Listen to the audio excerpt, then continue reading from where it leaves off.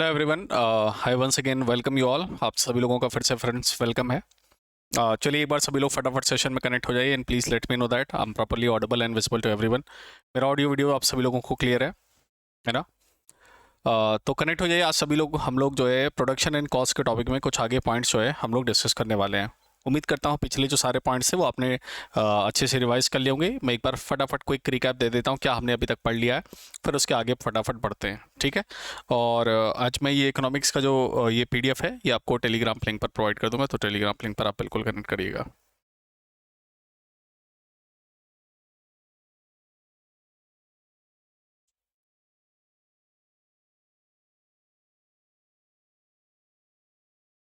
आप इसके regarding please जो है संदीप सर आपको सही इन्फॉर्मेशन दे पाएंगे इसके रिगार्डिंग। मेरे को आइडिया नहीं।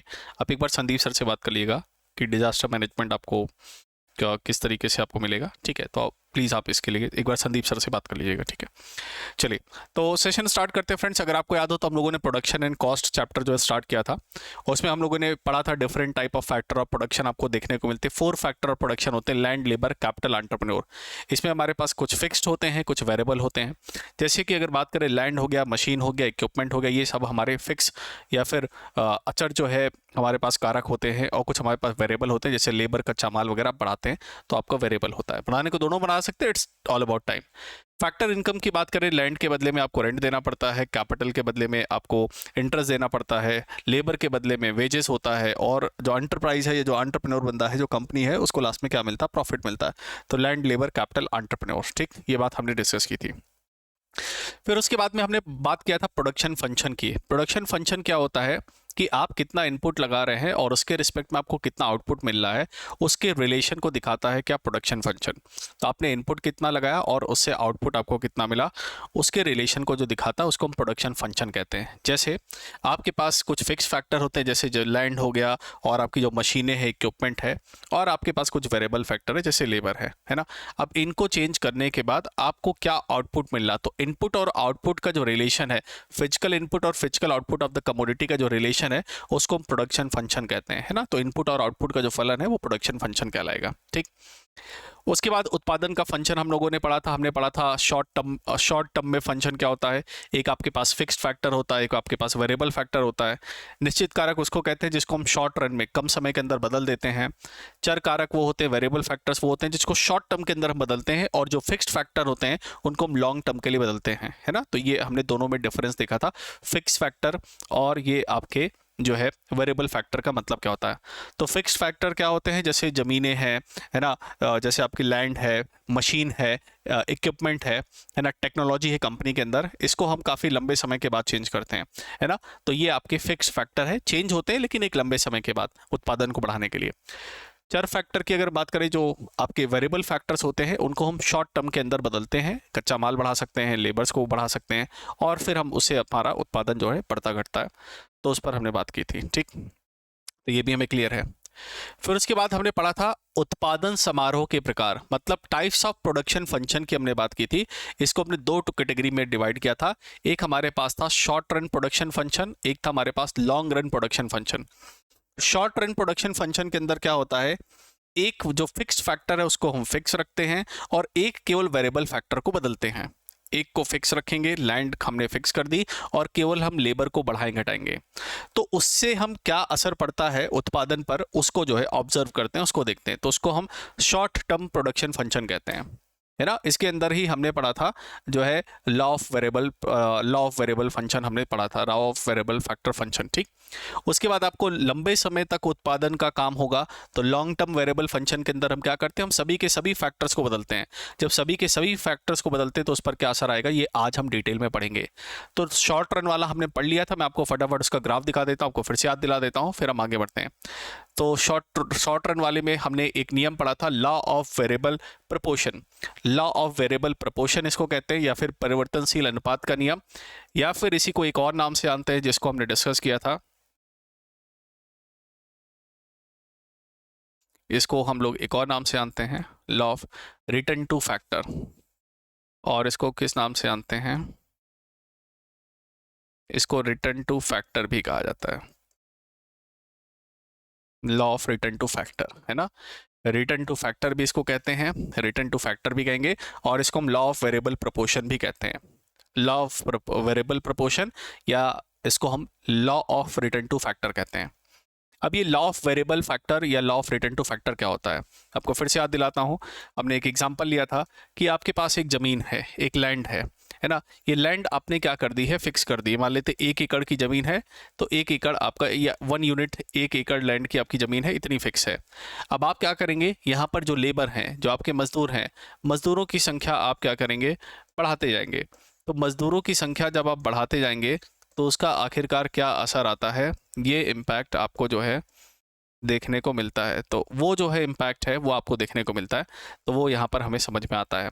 सो लैंड है, हमारे पास लेबर्स हैं, तो लेबर्स बढ़ाते जाते तो क्या असर होगा।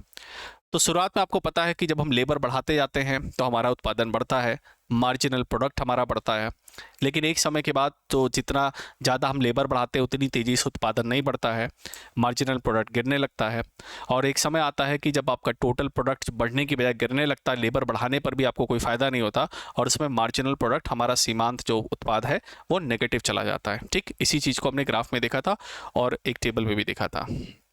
ठीक है, तो अगर आपको याद हो, हम लोगों ने इस तरह का ग्राफ देखा था। ठीक है, ये वाला ग्राफ आपको याद होगा, आपने देखा था। यहाँ पर हमारे पास क्या है, यहाँ पर हमारे पास एक्स एक्सिस पर हमारे पास क्या है, लेबर है। यह हमारा टोटल प्रोडक्ट आउटपुट है, मतलब टोटल हमें उत्पादन कितना मिला, आउटपुट कितना मिला।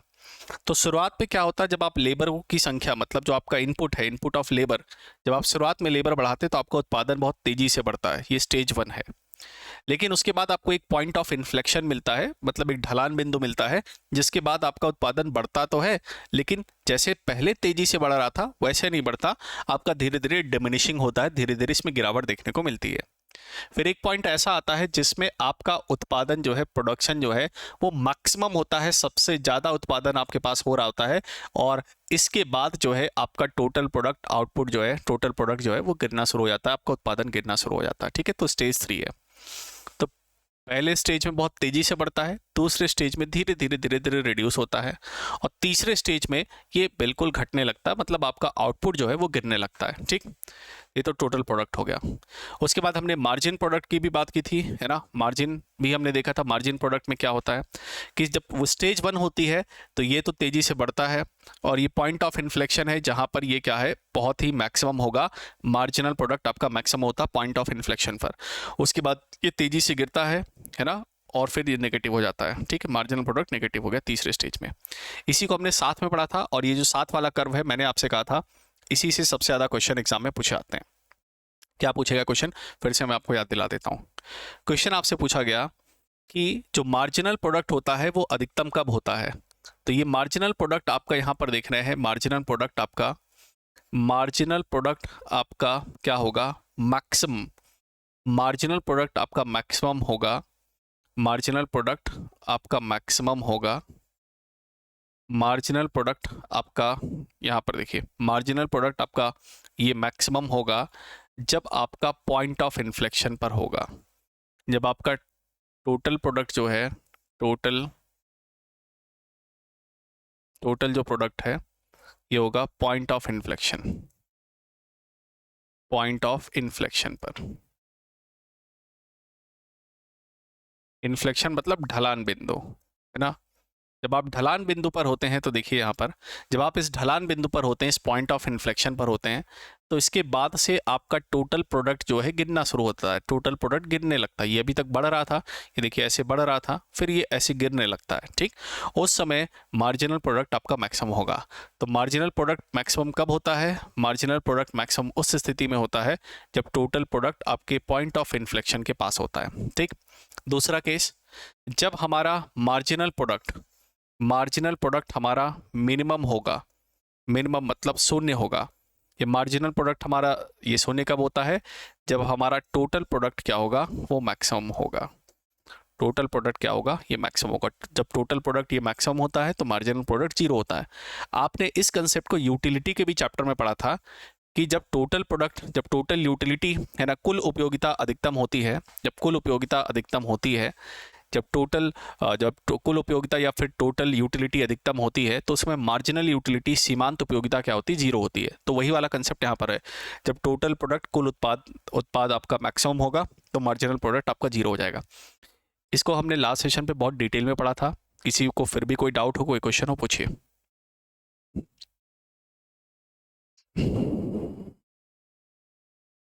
अराउंड 40। ठीक है, देखिए बस इसके बाद आपका बस कॉस्ट पढ़ना है, वो मार्केट्स के कॉस्ट कैसे निकालते हैं उसके बारे में हमें पढ़ना है ना। जो हमने market, different types of market पढ़े थे, ओलिगोपोली, मोनोपोली, मोनोपोलिस्टिक, है ना, वो सब, परफेक्ट कंपटीशन, ये सब जो हमने पढ़ा था उसी से रिलेटेड कुछ अगले टॉपिक्स हमारे स्टार्ट होंगे।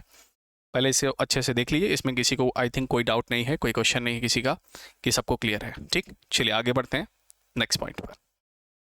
तो ये पहला फैक्टर हमें क्लियर है ना, पहला फैक्टर हमें क्लियर है, वो हमने देखा। फिक्स फैक्टर का पूर्ण उपयोग होता है ना, दिक्कतें आती, वो सब क्या है वो हम बाद में बात करेंगे। ठीक, तो ये हमारा क्लियर है। अब हम लोग फ्रेंड्स दूसरा लॉ पढ़ने जा रहे हैं, दूसरा नियम पढ़ने जा रहे हैं। अब हम लोग दूसरा नियम पढ़ने जा रहे हैं, क्या है? दूसरे लॉ का नाम है law of return to scale. अभी हमने क्या पढ़ा? Law of return to factor पढ़ा, है ना। अब हम दूसरा नियम पढ़ेंगे, law of return to scale, है ना। Law of return to scale, इसको हिंदी में कहते हैं पैमाने के प्रतिफल। रिटर्न टू स्केल, है ना, पैमाने के प्रतिफल का नियम, है ना। अब हम पढ़ेंगे पैमाने के प्रतिफल का नियम। दो नियम है, दो लॉ है प्रोडक्शन कॉस्ट में, आपको याद रखना है। एक था law of variable production. Law of variable production हमने देखा कि एक को आप फिक्स करते हैं, जमीन को आपने फिक्स कर दिया, केवल मजदूरों की संख्या को बढ़ाते हैं और असर देखते हैं क्या होता है।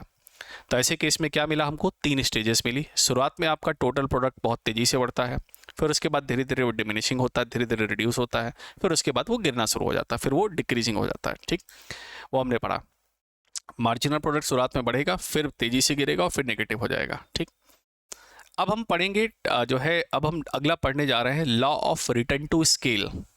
देखिए स्केल का मतलब क्या होता है? स्केलेबिलिटी। आपने सुना होगा large scale industry, medium scale industry. तो स्केल का मतलब साइज। तो जब आप किसी कंपनी का साइज बढ़ाते हैं, कंपनी के साइज बढ़ाने का मतलब क्या हो गया? कंपनी में आपने मशीनें भी बढ़ा दी, टेक्नोलॉजी भी नहीं बढ़ा दी, लेबर भी बहुत सारे बढ़ा दिए, कैपिटल भी बहुत सारी लगा दी। तो जब आप बहुत सारा पैसा जो है इन्वेस्ट करते हैं कंपनी के अंदर, तो उसका आखिरकार क्या इम्पैक्ट आता है या उसका क्या असर आता है, उसके बारे में अब हम लोग बात करने वाले हैं। ठीक है, तो law of return to capital में हम basically, law of return to scale में हम बेसिकली क्या पढ़ने वाले हैं कि जब आप सभी फैक्टर्स को बढ़ाते हैं, मतलब एक कंपनी है, उसने मशीन भी बढ़ा दी, उसने लेबर भी बढ़ा दिए, उसने जो है तकनीक भी बढ़ा दी, तो लगभग सभी फैक्टर्स को बढ़ाने पर, सभी तरीके के फैक्टर्स को बढ़ाने पर, सभी तरह के कारकों को बढ़ाने पर उत्पादन पर, आउटपुट पर क्या फर्क पड़ता है? तो आउटपुट बढ़ता है, घटता है या क्या होता है, उस पर फर्क या उस पर इम्पैक्ट को हम डिस्कस करने वाले हैं। ठीक, तो मैं आपको एक बार ओरल आइडिया बता देता हूँ, ओरल आपको समझा देता हूँ, फिर हम इसको देखेंगे तो बहुत ही हमें आराम से समझ में आएगा।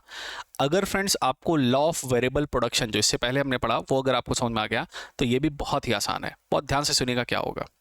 देखिए एक कंपनी है, उसने क्या किया, उसने अपने यहाँ मजदूरों की संख्या बढ़ा दी, मशीनें लगा दी, लेबर बढ़ा दी, सब कुछ बढ़ा दिया।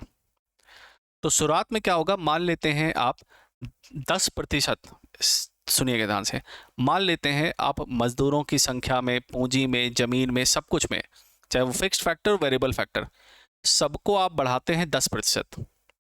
सबको आप बढ़ाते हैं कितना? 10%। तो शुरुआत में आपका आउटपुट बहुत तेजी से बढ़ेगा। शुरुआत में हो सकता है आप 10% बढ़ाओ, इनपुट 10% आपने बढ़ाया, आउटपुट हो सकता है आपका 100% बढ़ जाए। शुरुआत में आउटपुट क्या हो गया आपका? 100% बढ़ गया, 100% बढ़ गया, है ना, या 200% बढ़ गया।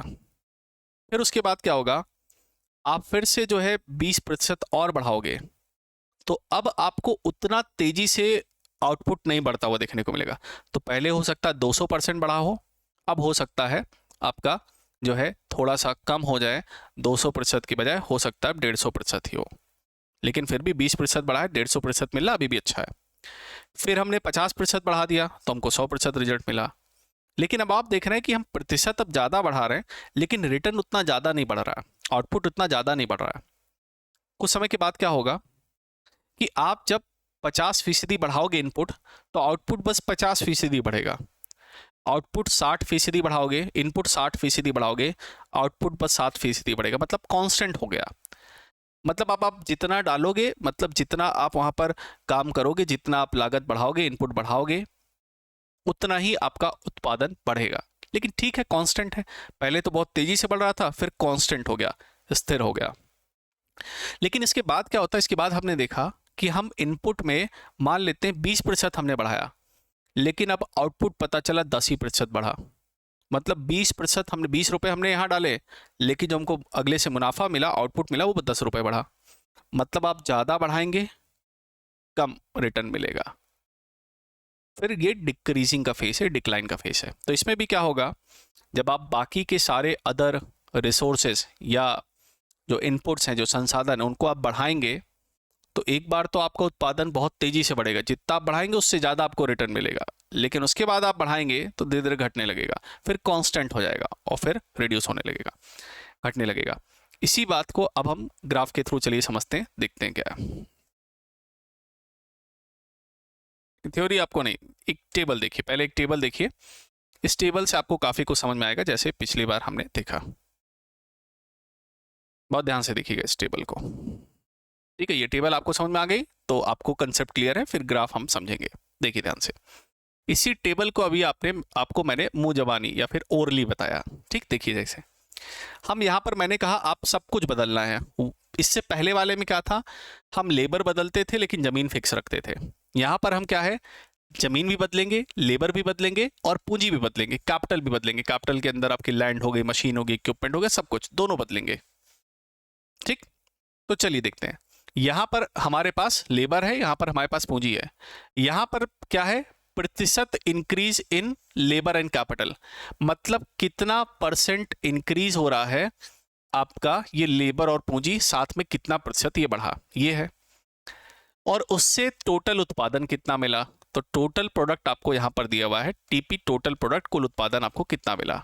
ठीक, और कुल उत्पादन जो है वो आपका प्रतिशत में कितना बदलाव हुआ, परसेंटेज में टोटल प्रोडक्ट आपका कितना बढ़ा या घटा, ये हम देखेंगे। ठीक, और लास्ट में देखेंगे परफॉर्मेंस क्या है। ठीक, रिटर्न टू स्केल क्या है, देखिएगा ध्यान से। शुरुआत में आपके पास एक लेबर था और 3 पूंजी थी, तो ठीक है, परसेंटेज चेंज तो अभी मिलेगा नहीं। शुरुआत में मान लेते उत्पादन कितना था भाई, 10। शुरुआत में उत्पादन कितना था, 10 का। ठीक, उसके बाद क्या हुआ, आपने लेबर कर दिया 2 और पूंजी कर दी 9। 2 और 9 का मतलब हो गया, आपने इसको 3 से किया 9 और इसको किया 1 से 2। तो मान लेते हैं आपने इनपुट में लेबरों की संख्या में 100% की बढ़ोतरी कर दी, मान लेते हैं 100% की बढ़ोतरी कर दी, तो आपका आउटपुट 10 से बढ़ के कितना हो गया, 30 हो गया। 10 से बढ़ के कितना हो गया, 30 हो गया। तो आप पहले 10 आउटपुट मिलता था, अब आपको मिलने लगा 30।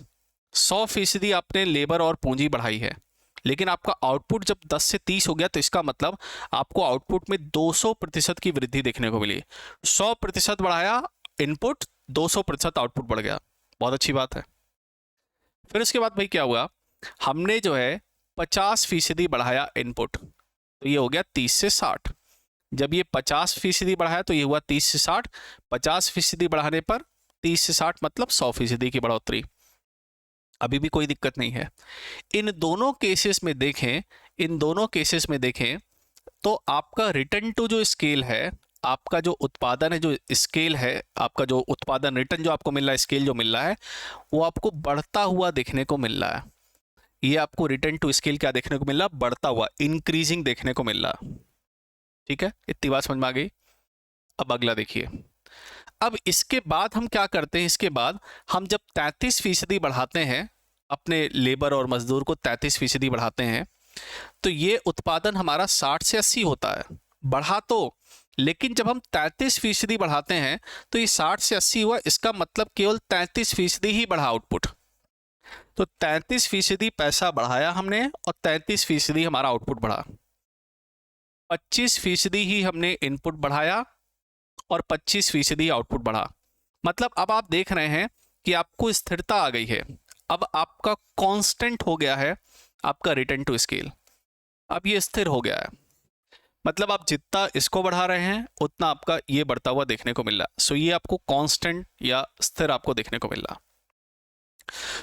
और इसके बाद जब आप देखेंगे कि आपने 20% मान लेते हैं बढ़ाया इनपुट, तो 100 से 120 हुआ, लेकिन आउटपुट आपका बस 10% बढ़ा। 20% बढ़ाया, बढ़ा कितना? 10%। आपने 16.5%, 16.5% बढ़ाया इनपुट, लेकिन आउटपुट आपका बढ़ा कितना? 8.5%। इसका मतलब अब क्या है, इसमें आपको गिरावट देखने को मिलेगी। अब आपको इसमें गिरावट देखने को मिलेगी, तो अब क्या होगा? डिक्रीजिंग। मतलब इसमें भी हमें फ्रेंड्स कितनी स्टेजेस मिलने वाली है? 3 स्टेजेस मिलने वाली है। पहले केस में क्या होगा? ये होगा इंक्रीज। दूसरे केस में क्या होगा? स्थिर रहेगा। और तीसरे स्टेज में क्या होगा? गिरावट आपको देखने को मिलेगी। पहले बढ़ेगा, फिर कांस्टेंट होगा, और फिर गिरावट देखने को मिलेगी। देखिए बात सभी को समझ में आ रही है कि नहीं? देखिए इसको एनालाइज करिए। ये पीडीएफ नोट्स आज आपको मिल जाएगी। रिवीजन डेली का डेली करते रहिए, अपने शॉर्ट नोट्स बनाते रहिए। मैं कुछ शॉर्ट नोट्स आपको टेलीग्राम लिंक पर भी डालता रहता हूँ, तो वो भी थोड़ा देखते रहिएगा, आपका रिवीजन होता रहेगा। ठीक है, देखिए फटाफट इतनी बातें क्लियर है सभी को?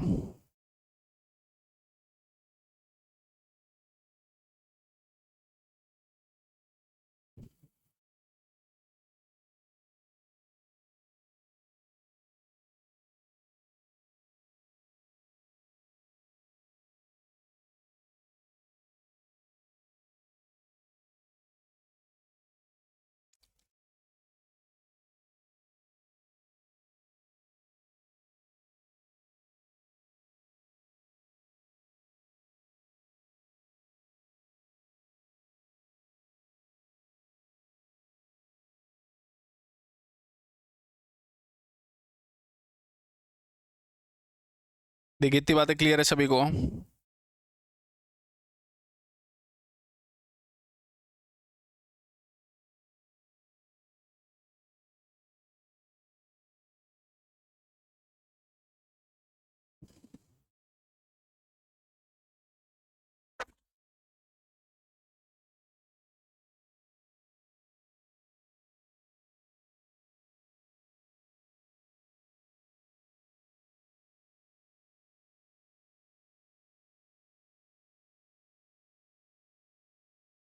चलिए उम्मीद करता हूँ इतनी बातें आपको अच्छे से समझ में आई हैं। ठीक है, अब ये आपको बातें समझ में आ गई, तो इसी को हम ग्राफ में देखते हैं।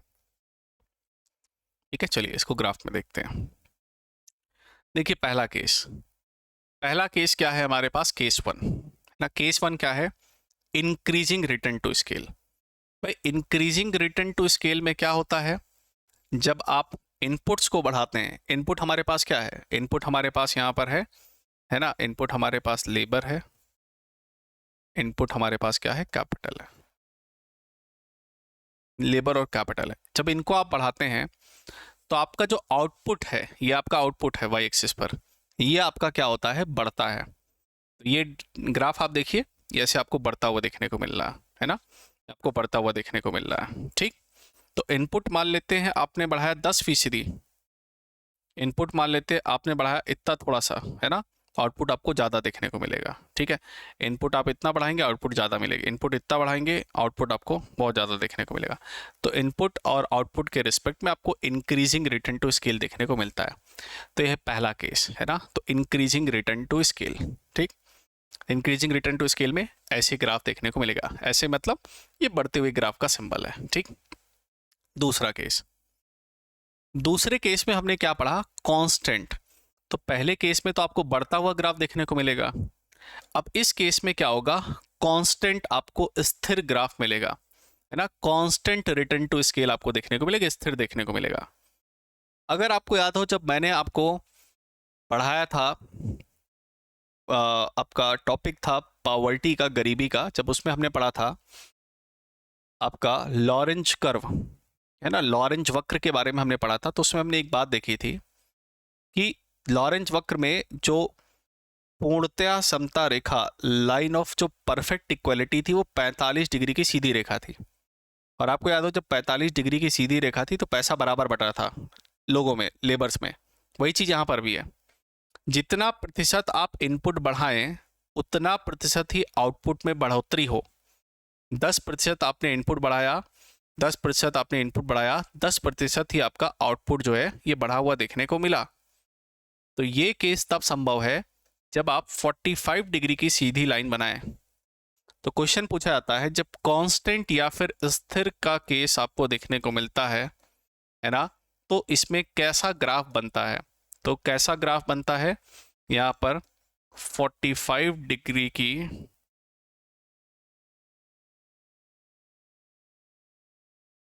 45 डिग्री स्ट्रेट लाइन, 45 डिग्री की सीधी रेखा आपको देखने को मिलती है। 45 डिग्री की सीधी रेखा आपको देखने को मिलती है, और ये सीधी रेखा इस बात को दर्शाती है कि आपने जितना इनपुट लगाया उतना ही आउटपुट क्या हुआ, आपका बढ़ा। सो ये 45 डिग्री की स्ट्रेट लाइन दिखाती है कि जितना आपने इनपुट बढ़ाया उतना ही आपका आउटपुट बढ़ा। ठीक, तो ये आपको देखने को मिलता है। ठीक, आई थिंक ये भी बात आप सभी को क्लियर है। अगला है डिमिनिशिंग या फिर रिड्यूसिंग, है ना। यहाँ पर आपको रिड्यूसिंग रिटर्न टू स्केल देखने को मिलेगा, या डिक्रीजिंग या रिड्यूसिंग, डिक्रीजिंग लिख देता हूँ मैं।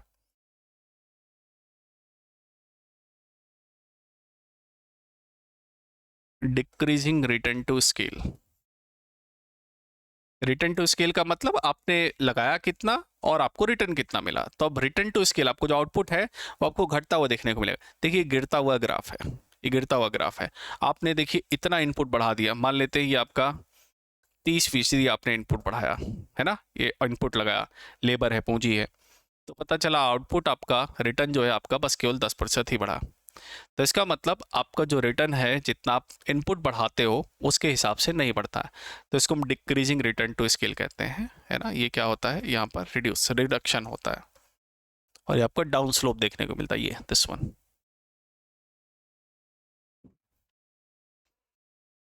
ठीक है, तो आई थिंक ये बातें सभी को समझ में आ गई अच्छे से।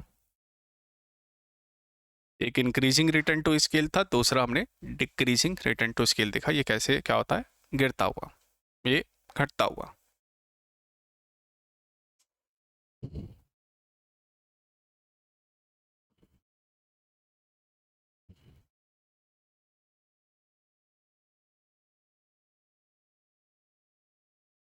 चलिए आगे बढ़ते हैं नेक्स्ट वन। लाइट का कुछ, just a second, just give me a second.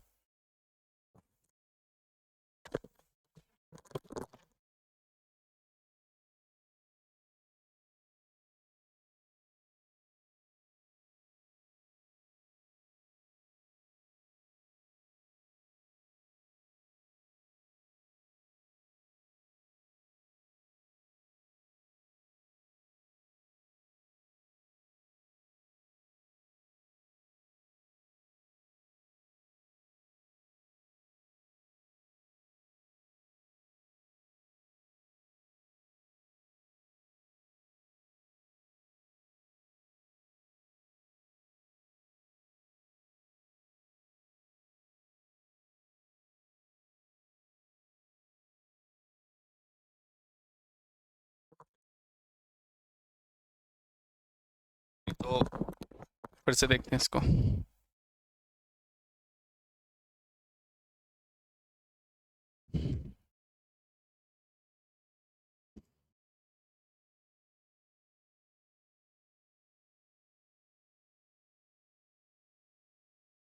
चलिए, तो यहाँ पर हम लोग पढ़ रहे थे, तो ये आपको यूनिट ऑफ जो है, ये आपको डिक्रीजिंग जो है देखने को मिलेगा। अच्छा, तीनों ग्राफ को एक साथ बनाना चाहें तो ऐसे बना सकते हैं। तीन केसेस भाई हमको मिले हैं, और हमको ग्राफ बनाने में क्या दिक्कत है ना। हमको ग्राफ बनाने में कोई दिक्कत नहीं होनी चाहिए। देखिए क्या है, देखिए तीनों ग्राफ एक साथ देख लीजिए।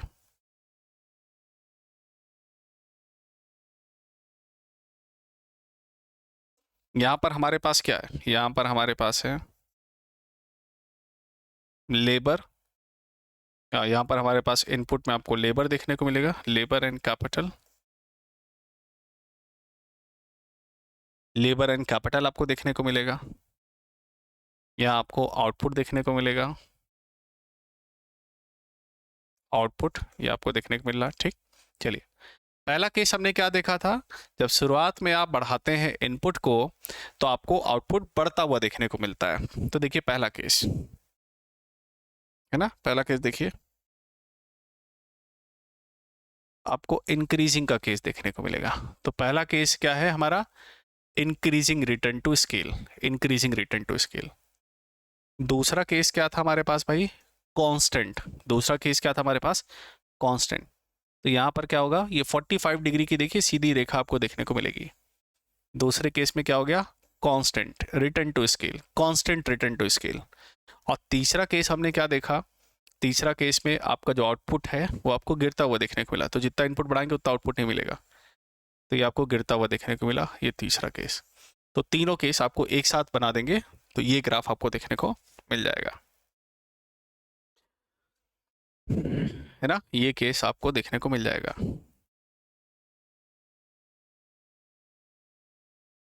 ठीक है, ये केस आपको देखने को मिलेगा जब आप तीनों चीजों को क्या करेंगे, एक साथ कंबाइन कर देंगे। ये क्या करेंगे, जब तीनों चीजों को एक साथ हम कंबाइन करेंगे तो हमें ये ग्राफ देखने को मिलेगा। इसका मतलब law of return to scale हमें ये समझाता है कि आप अपने इनपुट्स को, जब आप अपने सभी वेरिएबल्स, सभी फैक्टर्स को चेंज करते हैं, फिक्स्ड और वेरिएबल दोनों को चेंज करते हैं, तो आप एक लिमिट तक ही बढ़ाते हैं। एक लिमिट के बाद बढ़ाते हैं तो आपका बढ़ाने के बाद भी आपको उत्पादन गिरने लगता है। कारण क्या, मैं आपको सिंपली बताता हूँ। आपके मजदूरों की संख्या अधिक हो जाएगी तो आपको काम करने में दिक्कत होगी। इन सभी चीज़ों को क्या फ़ायदा होगा, आपको किसी चीज़ से क्या नुकसान होगा, उसको अभी हम इकोनॉमी ऑफ स्केल हम पढ़ेंगे, उसमें बात करेंगे। बट आई थिंक ये बातें सभी को क्लियर हैं, तो दोनों लॉ थे ये हमारे कंप्लीट हो गए। ठीक,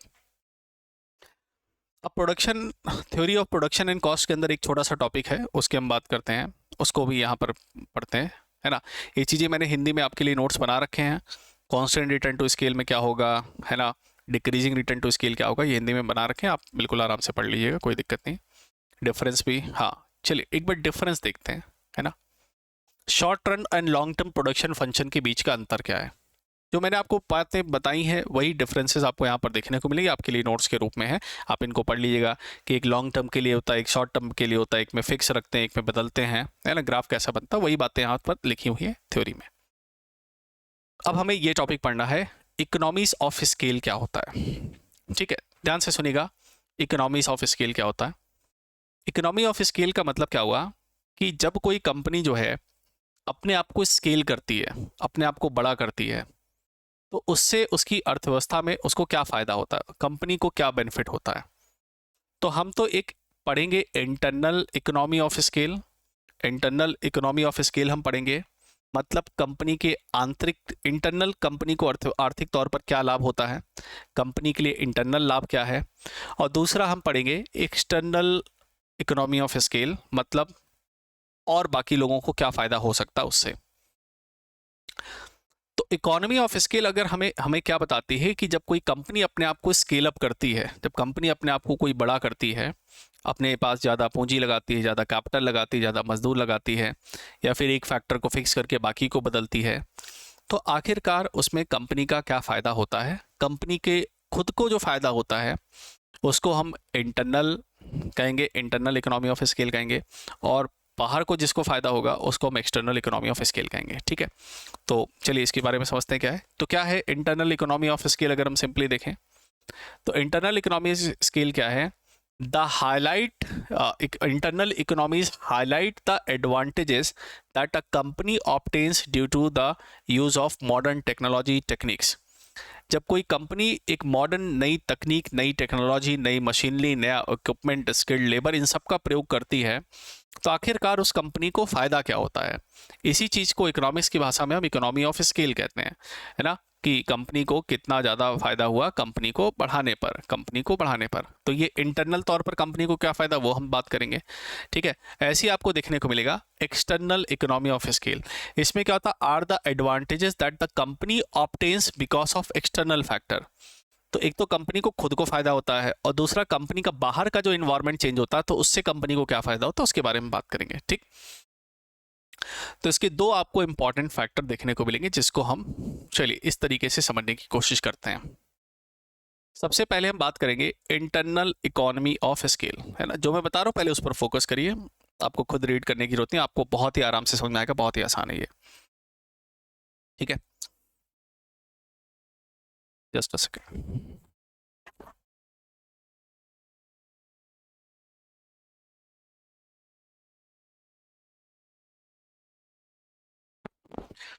चलिए सबसे पहले हम बात करते हैं इंटरनल इकोनॉमी ऑफ स्केल, मतलब कंपनी को खुद को क्या फायदा होगा।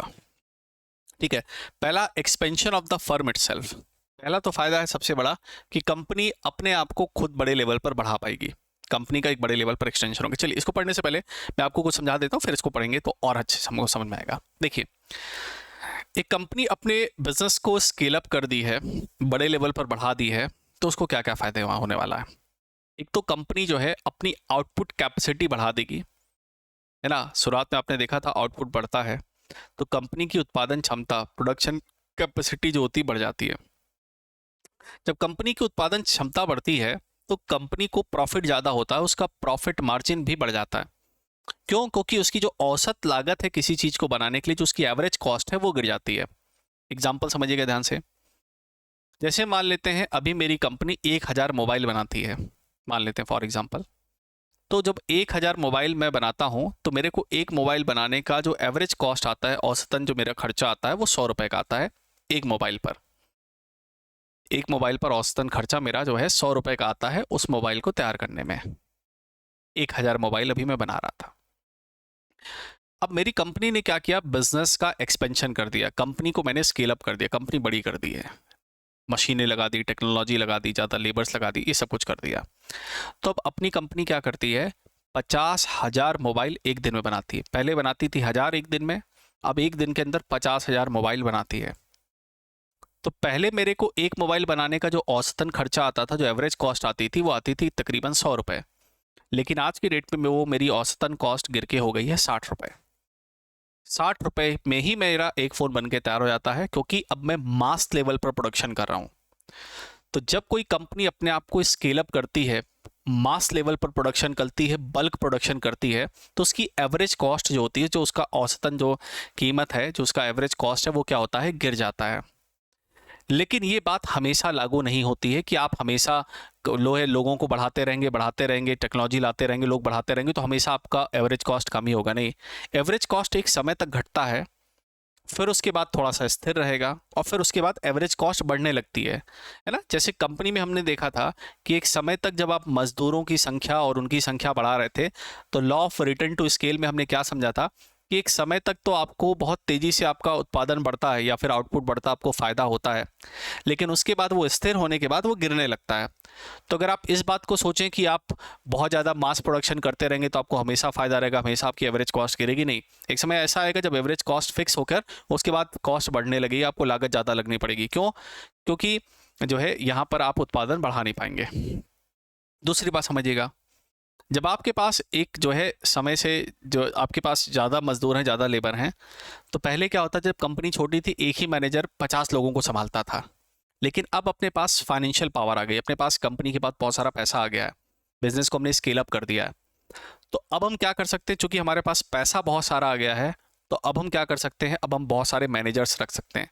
अब हमारे पास कंपनी में 20 मैनेजर काम कर रहे हैं, एक बंदे के अंदर बस 50 लोग हैं, वो उनको मैनेज करता है। और हमने 20 लेबर रख दिए, 20 जो है मैनेजर रख दिए कंपनी के अंदर, जो अच्छे से वहाँ पर लोगों को मैनेज करा है, ताकि अच्छे से काम लिया जा सके, तभी तो आउटपुट बढ़ेगा। ठीक। साथ ही साथ हम लोगों ने क्या किया, जब कंपनी के पास पैसा अच्छा होता है, जब कंपनी बड़ी होती है, तो कंपनी के पास फाइनेंस के पैसे के साधन, जो फाइनेंशियल मोबिलाइजेशन होता है, जो फंड रेजिंग का ऑप्शन होता है, पैसे लाने के बहुत सारे ऑप्शन खुल जाते हैं। आज अंबानी साहब को पैसा अगर लोन में चाहिए, मिस्टर मुकेश अंबानी को, तो बैंक उनके घर पे आके पैसा दे के जाए, इतनी उनकी क्रेडिट वैल्यू है, इतनी उनकी मार्केट वैल्यू है कि उनके लिए आज की डेट में बाजार से पैसा उठाना, फंड रेजिंग उनके लिए काफ़ी आसान काम है।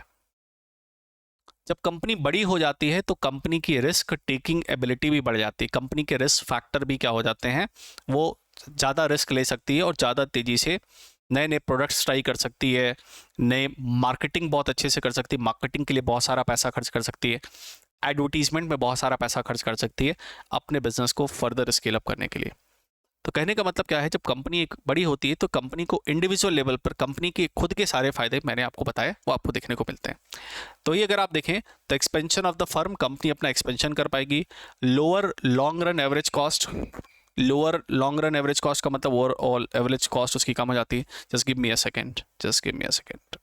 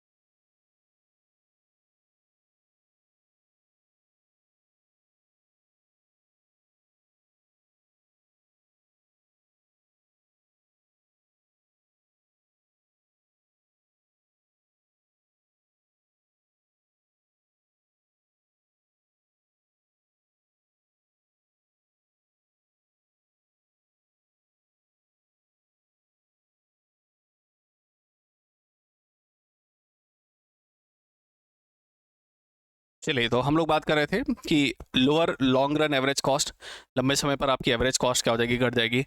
Efficiency of the larger scale production, आपकी एफिशिएंसी जो है बढ़ जाएगी, आपकी कार्य करने की क्षमता बढ़ जाएगी और ज़्यादा अच्छे तरीके से आप बड़े लेवल पर क्या कर पाओगे, प्रोडक्शन कर पाओगे। Range of economies, example technical and financial, आपके पास टेक्नोलॉजी अच्छी होगी, नई नई टेक्निक पर काम कर सकते हो, नए नए रिसर्च पर काम कर सकते हो। फाइनेंशियली, वित्तीय तौर पर आपकी कंपनी बहुत मजबूत होगी, आपके पास फंड रेजिंग के बहुत सारे ऑप्शंस होंगे, आपके पास रिस्क टेकिंग कैपेसिटी बहुत ज़्यादा होगी, आप रिस्क बहुत ज़्यादा ले सकते हो। तो ये सारे फायदे कंपनी को खुद के तौर पर, इंटरनल तौर पर कंपनी को बेनिफिट्स आपको देखने को मिलते हैं। तो ये हमने देखा internal economies of scale. What is the meaning of internal economy of scale?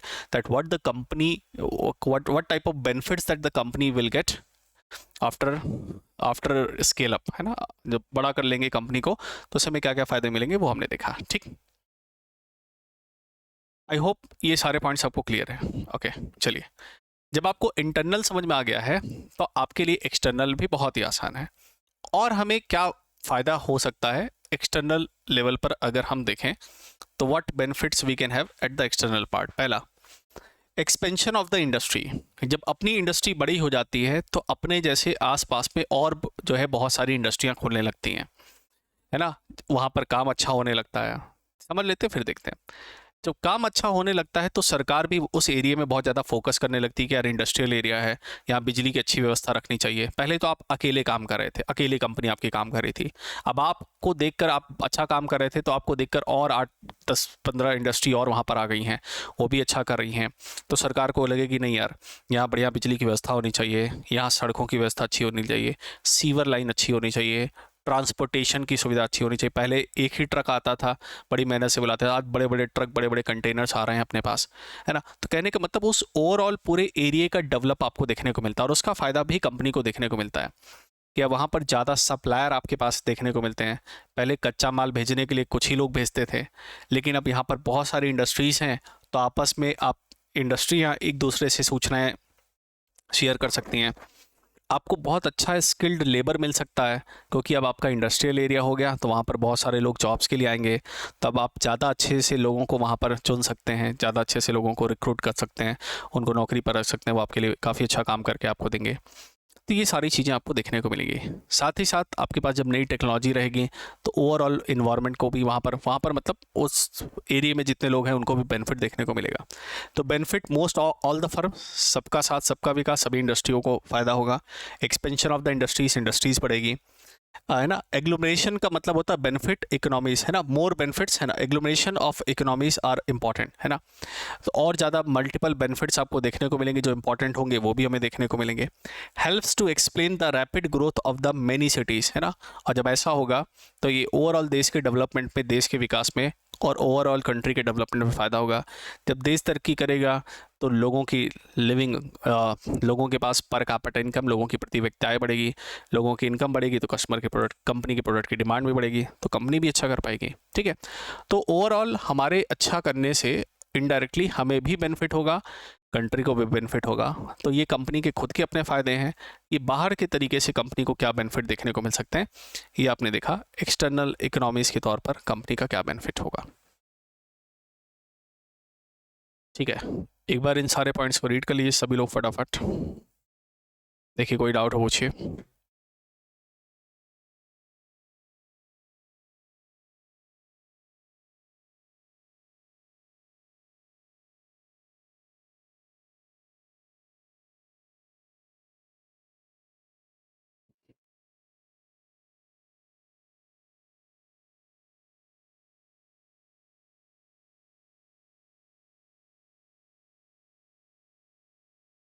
चलिए, तो ये बातें हमें समझ में आ गई। ठीक, तो इंटरनल एक्सटर्नल हमने देखा। देखिए, वही पॉइंट्स आपको समझाने के लिए इस तरीके से भी फॉर्मेट में लिखे हुए हैं ताकि आप इसको भी पढ़ के समझ जाएं। तो जैसे मैंने आपको बताया, प्रोडक्शन एंड टेक्निकल लेवल पर क्या होगा, तो तकनीक पर कंपनी के पास फ़ायदा होगा। बल्क में मटेरियल आ जाएगा, बल्क में बना सकते हैं, बल्क में काम कर सकते हैं, कच्चे माल में बार्गेनिंग कर सकते हैं। परचेज और मार्केटिंग की क्षमता अपनी बढ़ जाएगी, अपने पास फाइनेंशियल क्षमता, फंड रेज करने की क्षमता, वो सब बढ़ जाएगी। आप अच्छे तरीके से मैनेज कर पाओगे, तो इसको मैनेजरियल इकोनॉमीज़ कह रहे हैं, अच्छे तरीके से हमारा मैनेजमेंट होगा। Risk bearing economies, risk bearing economies का मतलब अपनी जो है रिस्क जो है है ना, उठाने की क्षमता जो है, जोखिम लेने की क्षमता वो बढ़ जाएगी, तो हम ज़्यादा अच्छे तरीके से प्रोडक्शन कर पाएंगे। ठीक है, तो वही बातें यहाँ पर लिखी हुई हैं। तो वही देखिए यहाँ पर लिखा हुआ है इन शॉर्ट, एक और ग्राफिक्स में यहाँ पर बताया गया। इकोनॉमी ऑफ स्केल से होगा एक तो ट्रेडिंग, आप बल्क में बाइंग कर सकते, बल्क में खरीद सकते, बहुत सारा एडवर्टीजमेंट कर सकते हैं। और आपको पता है जब बहुत भारी संख्या में आप कच्चा माल खरीदते हैं तो कच्चे माल का दाम भी आपको सस्ते मिल जाता है। आर्थिक तौर पर आपको क्या फ़ायदा होगा? कम इंटरेस्ट रेट पर, सस्ते ब्याज दरों पर बैंक आपको लोन देने के लिए लाइन में खड़े हो सकते हैं। मोर सोर्सेज ऑफ फाइनेंस, आपके पास बहुत सारे और ऑप्शन होंगे बैंक के अलावा, जिससे आप पैसा बाजार से उठा सकते हैं। आप शेयर बाजार से उठा लेंगे, लोगों से मांग लेंगे, लोग आपकी कंपनी में पैसा डाल देंगे, बहुत सारे ऑप्शंस हो सकते हैं। मैनेजमेंट लेवल पर आप देखें तो स्पेशलाइज्ड आप मैनेजर्स रख सकते हैं, विशेषज्ञ रखेंगे, अच्छे मैनेजर्स रखेंगे तो आपसे वो अच्छा काम ले पाएंगे। तकनीक तौर पर आपके पास हर काम के लिए स्पेशल तरीके का इक्विपमेंट होगा, टेक्नोलॉजी होगी, मशीन होगी। हर लेबर का आप डिवीज़न कर पाएंगे, लेबर को अलग अलग तरीके से बांट पाएंगे, भाई तुम्हारा ये काम, तुम्हारा ये काम। डाइवर्सिटी, आप मतलब आप कई सारे प्रोडक्ट में अपनी विभिन्नता ला सकते हैं, कई सारे प्रोडक्ट बना सकते हैं, मार्केट में कई सारा ऑप्शन ला सकते हैं, रिस्क की आपकी क्षमता बढ़ जाएगी। ठीक है, तो वही बातें यहाँ पर इन ग्राफिक्स के फॉर्म में लिखी हुई है। ठीक, अब सवाल उठता है कि भाई एक इकोनॉमी के स्केल अप होने पर क्या केवल कंपनी को फायदा हो सकता है या कंपनी को नुकसान भी हो सकता है? तो भाई फायदे के साथ साथ देखते हैं, कहते हैं ना हर चीज का फायदा और नुकसान दोनों होता है। तो हमने अभी तक देखा था कि जब आप लेबर बढ़ा रहे थे तो फायदा हो रहा था, लेकिन एक समय के बाद अगर वो चीज़ होती है तो उसका नुकसान भी हो सकता है। तो वो नुकसान क्या होता है उसके ऊपर हम बात करते हैं, वो डिस इकोनॉमीज हम बात करते हैं। देखिए पहले इतनी बातें सभी को समझ में आगे लग रहा।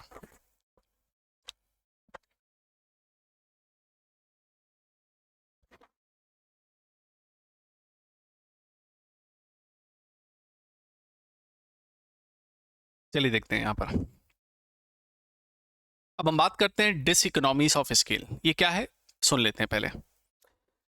देखिए डिस इकोनॉमीज ऑफ स्केल का मतलब हो गया आसान भाषा में डिसएडवांटेजेस, है ना, कि अगर जो है कंपनी अपने आप को बहुत बड़े लेवल पर स्केल अप करती है, बहुत पैसे खर्च करती है, बहुत पूंजी लगाती है, तो व्हाट टाइप ऑफ डिसएडवांटेजेस, है ना, कि कंपनी को क्या क्या घाटा हो सकता है या कंपनी को क्या नुकसान हो सकता है उसकी हम बात करेंगे। तो जब हम डिस इकोनॉमीज ऑफ स्केल की बात करते हैं, जब आप स्केल करते हो, कंपनी को बड़ा करते हो, तो उसके क्या डिसएडवांटेज हो सकते हैं, क्या उसमें नुकसान आपके लिए हो सकता है? तो इसको भी हम दो तरीके से देख सकते हैं। एक इंटरनल डिसइकोनॉमीज ऑफ स्केल देख सकते हैं कि आंतरिक तौर पर कंपनी को बढ़ाने पर क्या फायदा, क्या नुकसान होगा। और दूसरा हम एक्सटर्नल डिसइकोनॉमी ऑफ स्केल भी देख सकते हैं कि बाहरी तौर पर बाकी लोगों को क्या नुकसान हो सकता है। तो सबसे पहले बात करते हैं इंटरनल की। अगर आप एक कंपनी को एक लिमिट से ज़्यादा बड़ा करते हैं, कहते हैं ना लिमिट में है सब चीज़ अच्छी है, एक लिमिट से ज़्यादा बढ़ा देते हैं, ज़्यादा लेबर रख लेते हैं लालच में कि ज़्यादा लेबर बढ़ाएंगे तो और उत्पादन बढ़ेगा, और होगा, और पैसा डाल दिया, ये कर दिया, वो कर दिया। तो एक समय के बाद क्या होगा, आपको अपने वर्कर, आपको अपने लेबर्स मैनेज करने में दिक्कत होने लगेगी। कंपनी की जो एवरेज कॉस्ट जो पहले गिर गई थी, जो औसत लागत जो थी वो जो गिर गई थी, जो आपके लिए फ़ायदा था, अब वो धीरे धीरे औसत लागत बढ़ने लगेगी। कंपनी जो पैसा खर्च करेगी, वो कंपनी जितना पैसा खर्च करेगी उतना उसको आउटपुट नहीं मिलेगा, उसके संसाधनों का दुरुपयोग शुरू हो जाएगा, मिस और less utilization of the resources, संसाधन आप अच्छे से फिर उपयोग नहीं कर पाओगे, कंपनी का मैनेजमेंट सही तरीके से चीज़ों को मैनेज नहीं कर पाएगा, हैंडल नहीं कर पाएगा, है ना। तो इस तरीके की प्रॉब्लम्स आपको देखने को मिलेंगी। ठीक, तो ओवरऑल कंपनी के पार्ट पर अगर आप एक लिमिट के अंदर सब एक्सपेंशन कर रहे हैं तब तो कंपनी के लिए अच्छा है। बहुत बड़े लेवल पर एक्सपेंशन कर दिया, हर जगह फैला दिया ब्रांच को, या हर जगह फैला दिया, तो कंपनी को फिर दिक्कत आ जाएगी। ठीक, यहाँ पर अगर आप देखें तो डिसइकोनॉमीज क्या है, वेरी लार्ज बिजनेस में become less efficient than the smaller ones leading to the increase unit cost due to problem with it, है ना। तो आप अच्छे तरीके से लोगों से कम्युनिकेट नहीं कर पाएंगे, लोगों से आपका कम्युनिकेशन अच्छा, कोऑर्डिनेशन अच्छा नहीं होगा, सारे डिपार्टमेंट्स आपस में मिलकर फैक्ट्रीज वगैरह अच्छे से काम नहीं कर पाएंगे। स्टाफ भी सोचेगा यार हमें तो पहले जो है कंपनी के मैनेजर काफ़ी अच्छे तरीके से बात करते थे, समझते थे, देखते थे, लेकिन अब वो कोई समझता ही नहीं है, कोई ध्यान ही नहीं देता, तो इस तरीके की आपको दिक्कतें आने लगेंगी। ठीक, ये तो हो गया इंडिविजुअल लेवल पर। इंटरनल पार्ट पर, अच्छा एक्सटर्नल के पार्ट पर क्या हो सकता है, बाहर की तौर पे क्या नुकसान हो सकता है कि जब कंपनी धड़ल्ले से बहुत बड़े लेवल पर अपना काम शुरू कर देगी तो कई बार क्वालिटी ऑफ प्रोडक्ट गिर जाता है, तो उसकी मार्केट में इमेज खराब हो जाती है। इन्वायरमेंट का आप बिल्कुल नहीं ध्यान दोगे, पर्यावरण का बिल्कुल नहीं ध्यान दोगे, धड़ल्ले से आप कंपनी बढ़ाते जा रहे हो, तो कई बार जब आप एक लिमिट से ज़्यादा काम करने की कोशिश करते हो तो आप इन्वायरमेंट को डैमेज करने लगते हो। साथ ही साथ क्या हो सकता है, जब साथ की कई सारी इंडस्ट्रीज होंगी और वो कच्चा माल मंगा रही होंगी अगर एक ही तरह का, तो उनमें कंपटीशन बहुत ज़्यादा बढ़ जाएगा। तो हो सकता है कच्चे माल के प्राइसेस की डिमांड बहुत ज़्यादा बढ़ने लगे। अगर बहुत सारी बड़ी बड़ी कंपनीज एक साथ एक जगह आ गई एक ही फील्ड में, तो दिक्कत हो सकती है ना। तो इस तरीके की दिक्कत आपको देखने को मिल सकती है। तो एनवायरनमेंट लेवल पर डैमेज हो सकता है ना। कंपनीज लेवल पर अगर एक दूसरे से कंपनी में राइवलरी रहे, दिक्कतें हों, तो उस तरीके से कंपनी माल प्रैक्टिसेस कर सकती है, गलत तरीके से जो है चीज़ें कर सकती है। कंपनी हो सकता है अपने प्रोडक्ट की क्वालिटी गिरा दे, उसमें इम्प्योरिटी ऐड करने लगे, है ना। जैसे फॉर एग्जांपल आपके पास 10 भैंसें थी, 10 बफेलो थी और 10 भैंसें थी, आप उससे दूध निकाल के बेचते थे, डेयरी का काम था, ठीक। 10 से आपकी 50 भैंसें हो गई, तो आप पहले 100 लीटर दूध बेचते थे, मान लेते हैं 1000 लीटर दूध बेचने लगे 50 भैंसों से। अब उसके बाद सोचा आपने और बड़ी कंपनी कर लीजिए अपनी, तो आपने 100 भैंसें कर दी। लेकिन अब 100 भैंसों से 2000 लीटर ही दूध मान लेते निकल पाता है, लेकिन अब डिमांड आ रही है 50,000 लीटर दूध की। तो आप कंपनी को बड़ा करने के चक्कर में, लालच में क्या करेंगे, आप दूध पहले डायरेक्ट बेचते थे, शुद्ध दूध बेचते थे, प्योर बेचते थे, अब उसमें पानी मिला मिला के बेचना शुरू कर देंगे। तो शुरुआत में कुछ दिनों तक तो ये काम चलेगा, लेकिन एक समय के बाद आपकी ब्रांड वैल्यू गिरने लगेगी और ऑटोमेटिकली कंपनी को बड़े लेवल पर नुकसान होना शुरू हो जाएगा। तो इसीलिए जो है कंपनी के स्केल होने के फ़ायदे भी हैं, तो कंपनी के स्केल होने के नुकसान भी हैं। नुकसान आपको कब देखने को मिल सकता है, अगर कंपनी सही ढंग से अपने आप को वहाँ पर ना रिप्रेजेंट करे या सही तरीके से काम ना करे, ठीक है। तो ये देखिए लास्ट में ये हमें एक ग्राफ देखने को मिलता है कि जो मैंने आपको बताया, जो औसत कॉस्ट होती है, एवरेज कॉस्ट होती है, शुरुआत में आप इनपुट बढ़ाते हैं तो आपकी एवरेज कॉस्ट क्या होती है, गिरती है। आपका आउटपुट जैसे जैसे बढ़ता है, आपकी औसतन लागत वो गिरती है। तो ये तो आपको इकोनॉमीज ऑफ स्केल है, मतलब क्या हो गया, आपको यहाँ पर फ़ायदा देखने को मिलेगा, ये आपका इकोनॉमीज ऑफ स्केल है और इस पर आपको बेनिफिट मिलेगा। लेकिन एक समय के बाद क्या होता है भाई, कि ये जो है आपका जो है बढ़ने की बजाय ये थोड़ा सा कांस्टेंट रहेगा, और एक समय के बाद आपका औसत खर्चा जो है, औसत जो लागत है वो बढ़ने लगेगी। तो जो औसत लागत बढ़ने लगी वो डिसइकोनॉमीज ऑफ जो है स्केल हो गया। अब आपको फ़ायदा नहीं हो रहा, अब आपको यहाँ पर लॉस हो रहा है। लेकिन जब तक ये औसत कॉस्ट गिरती रहती है, तब तक यहाँ पर आपको क्या होता है, प्रॉफिट होता है ना। तो इकोनॉमीज ऑफ स्केल मतलब किसकी बात हो रही है, आपके प्रॉफिट की। डिसइकोनॉमीज ऑफ स्केल का मतलब क्या हो रहा है, आपकी बात हो रही है हानि की, कि कंपनी को हानि हो रहा है। भाई जब सीधी सी बात है, औसत कॉस्ट बढ़ती रहेगी तो कंपनी की लागत बढ़ जाएगी, कंपनी का प्रॉफिट मार्जिन गिर जाएगा, कंपनी को फ़ायदा कम होगा, और ऐसे केस में कंपनी को नुकसान जो है वो झेलना पड़ेगा, ठीक है। तो उम्मीद करता हूँ ये सारे पॉइंट्स आपको क्लियर हैं। तो ये टॉपिक आपका यहाँ कंप्लीट हुआ। एक बार मैं आपको फटाफट क्विक रिकैप दे देता हूँ जो हमने आज पढ़ा, सो दैट आपको चीज़ें ध्यान रहे। नोट्स आपके लिए थ्योरी में आज आपको टेलीग्राम पर मिल जाएंगे, तो आप इसको पढ़िएगा। चलिए, हमने आज पढ़ा return to scale. Return to scale में हमने क्या पढ़ा, कि रिटर्न टू स्केल में हमने ये पढ़ा कि जो आप शुरुआत में जब लेबर्स बढ़ाते हैं, इनपुट बढ़ाते हैं, इसमें सभी तरीके के लेबर्स को बदलते हैं, है ना, सभी को बढ़ाते हैं। तो जितना प्रतिशत आप बढ़ाते हैं शुरुआत में, उससे ज़्यादा आउटपुट आपका बढ़ता है। उसके बाद कांस्टेंट हो जाता है, उसके बाद वो गिरने लगता है। और इसी को हमने 3 ग्राफ में देखा कि शुरुआत में इंक्रीजिंग रिटर्न टू स्केल है, शुरुआत में आउटपुट बढ़ता है तेज़ी से, फिर उसके बाद कांस्टेंट हो जाता है। तो कांस्टेंट के लिए 45 डिग्री की सीधी रेखा आपको देखने को मिलेगी, जितना % आप इनपुट बढ़ाओगे उतना % आपको आउटपुट बढ़ेगा। फिर तीसरे केस में आपने देखा कि रिटर्न टू स्केल आपका गिरने लगता है, ये गिरता हुआ आपको देखने को मिलेगा, क्योंकि जितना आप इनपुट बढ़ाओगे, इनपुट जितना बढ़ाओगे आप उतना आउटपुट जितना आप बढ़ाओगे उतना आपको आउटपुट बढ़ता हुआ नहीं देखने को मिलेगा, इनपुट आपने बढ़ाया। तो आप यहाँ देख रहे हैं लेबर बढ़ाते जा रहे हैं लेकिन आउटपुट बढ़ नहीं रहा। उन्हीं तीनों बातों को यहाँ एक साथ दर्शाया गया है। ये आपका पहले इंक्रीज करेगा, फिर कांस्टेंट होगा, फिर डिक्रीज होगा। तो फर्स्ट सेकंड थर्ड ध्यान रखिएगा, ठीक है। तो वो बातें यहाँ पर लिखी हुई हैं। फिर हमने रिटर्न टू स्केल देखा। तो चलिए फ्रेंड्स, उम्मीद करता हूँ चैप्टर आपको अच्छे समझ में आया होगा। आज आपकी PDF इसको मिल जाएगी टेलीग्राम लिंक पर, ठीक है। तो उसको रिवाइज करिएगा, बाकी मिलेंगे नेक्स्ट सेशन पर। तो see in the next session, till then bye bye, take care, thank you very much.